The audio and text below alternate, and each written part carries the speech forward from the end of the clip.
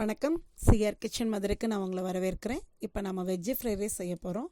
அதுக்கு தேவையான பொருட்கள் என்னென்னு பார்ப்போம்.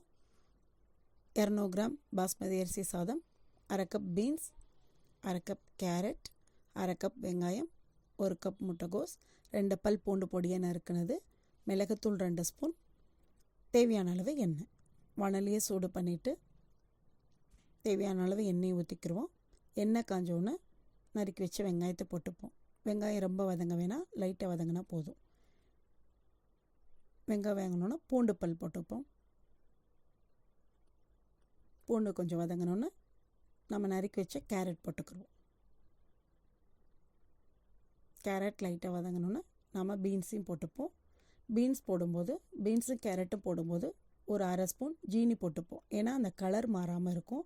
அதுக்காக இப்போ நான் ஒரு அரை ஸ்பூன் ஜீனி போட்டுக்கிறேன். முட்டைகோஸும் போட்டு வதக்கிக்கோங்க.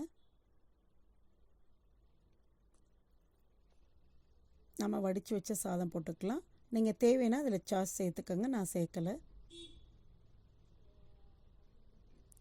இப்போ நம்ம மிளகுத்தூள் போட்டுக்கிறோம். வெள்ளை மிளகுத்தூளோ கருப்போ அதை நீங்கள் உங்கள் இஷ்டம், நீங்கள் போட்டுக்கோங்க. ஃப்ரைட் ரைஸ் ரெடி ஆயிடுச்சு. சிஆர் கிச்சன் மதுரைக்கு லைக் பண்ணுங்கள், ஷேர் பண்ணுங்கள், சப்ஸ்கிரைப் பண்ணுங்கள், பெல் ஐக்கானை கிளிக் பண்ணுங்கள். தேங்க்ஸ் ஃபார் வாட்சிங்.